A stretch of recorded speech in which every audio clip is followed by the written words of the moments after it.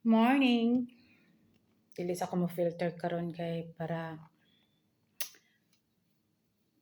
murag nagka-anxiety naman ning mga dami account sa kaka-report. Wala nang epekto. Anong gagawin natin? Ipahack. Luoy. Naning kamot mo og report unta no kay para dili na ko ma-expose ang inyong mga drawing, inyong kababalaghan. Alam nyo, yung musang pala ni Ilyas, hindi pala niya binili, kundi nirintahan. Pinaririntahan talaga pala yan ng may-ari. Ngayon, dahil parang na-overan siguro yung nagbigay sa akin ng info. Minisig sa akin yung may-ari, yung totoong may-ari.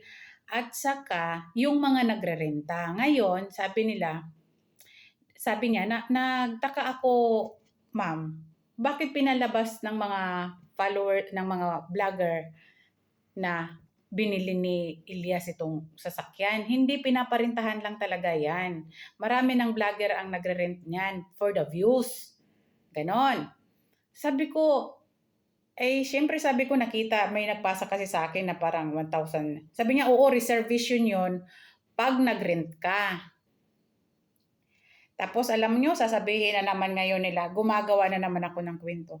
Alam nyo, nakakaawa kayo, mga loser. Nakakaawa kayo. Isipin ninyo, nai-stress na sa inyo si Ilyas sa mga pinagagawa ninyo, ginagawa nyo ng, mayroon pa yung dami, sabi, mayroon daw 3 condominium pinarintahan sa BCG. Hoy, Ginoo ko. Well, hindi naman masamang mangarap. Pwede nga ninyo sabihin, binili na ni Ilyas yung Pilipinas. Pero sana, maging totoo kayo. At ikaw naman, Ilyas, at ikaw naman Poras, kulang-kulang sad ka, nag-post ka. Yun ang nakatrigger sa nagbigay sa akin ng info. Nag-post daw si Ryan na kumbaga niro-road test daw nila. Sabi niya, bakit niro-road test niya? Hiniram lang naman nila yun. Nirentahan lang nila para sa vlog.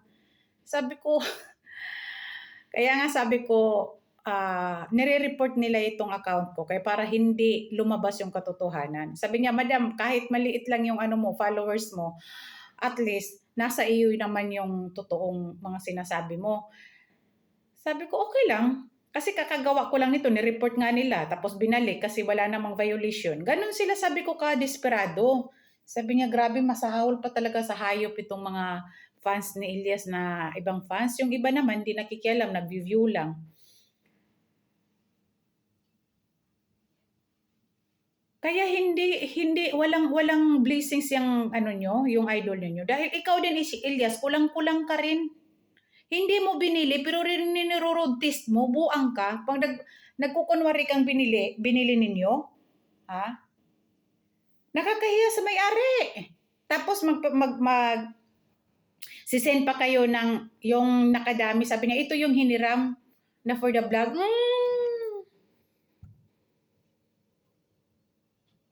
Kaya pa ba ng temper natin? Tapos sasabihin nyo pang bumili siya sa Forbes Park. Pagkawaw. Daig pa si Martin Romualdez ni Ilyas. Daig pa si Tatay Digong. Daig pa si Sara Duterte. Naka-Forbes Park na ng hindi nga nabigyan-bigyan yung ina at ama ng maayos na bahay. Hindi nga nabigyan-bigyan ng negosyo. Tapos naka-Forbes Park pa. Tapos sasabihin nyo na naman ngayon, hindi mo alam sa Yoki, kukunin principal si Abby. Ay, kawaw.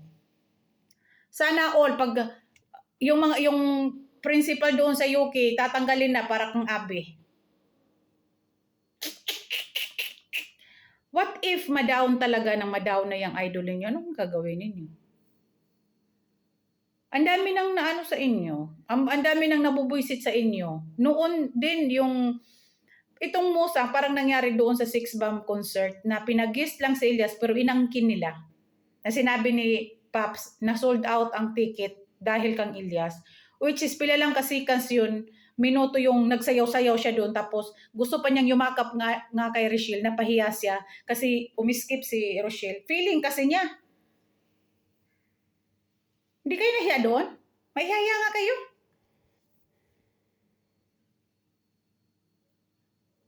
Well, sa bagay, hindi nakapagtataka.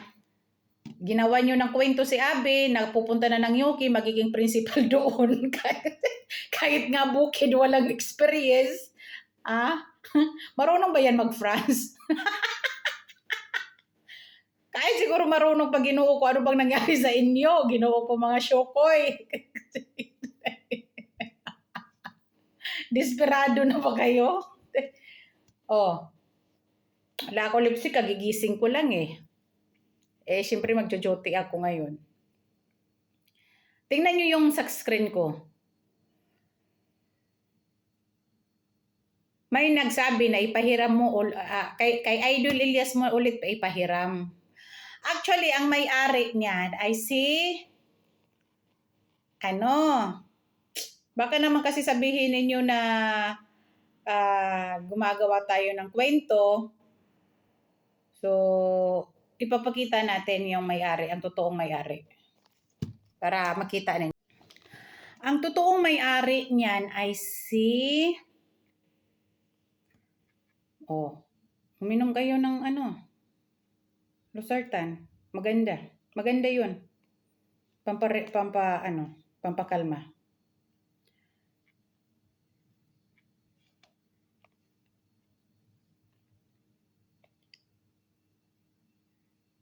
Saan na yun? Wait, Ang totoong may-ari niyan, madam, ay si John Harente Felicia. Ang most current owner talaga niyan. So, inano lang namin, kumbaga, pinaparintahan lang talaga yan. Nagtataka na nga lang kami, yung mga post nila, Elias, na nagsasabing nire-road test nila. Sabi ng nagbigay sa akin ng info. So sabi ko, hindi yan nakapagtataka, sir, kasi gano'n naman talaga sila nangaangkin, kinikingkoy ni Elias yung mga vlogger niya ng mga fanset para may views. Kasi si Elias Kako, yung mga gig na yan, sinusubasta na, kumbaga hindi na nasusunod yung talent fee. Pag mayroong 50 mil bayad, 180, parang noon sa kalumad Kako. So ngayon, nangangailangan niya ng earnings sa kanyang reels kasi nga maraming binabayaran. So nagtanong siya kung ano daw. Sabi ko may binabayaran yan, appearance fee sa abogado. May kaso pa yan, Kako. Maraming kaso yan sa management. Sinungaling, Kako, yan. Yung nabas, Kako, yung manager. Pinalabas Kako nila na may utang si Beverly. Niloko daw sila sa computation.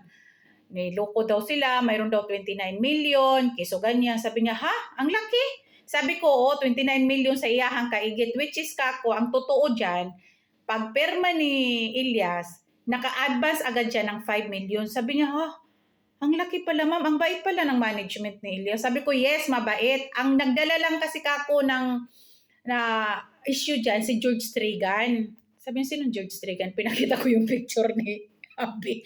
Sabi ko, para na si George Strigan.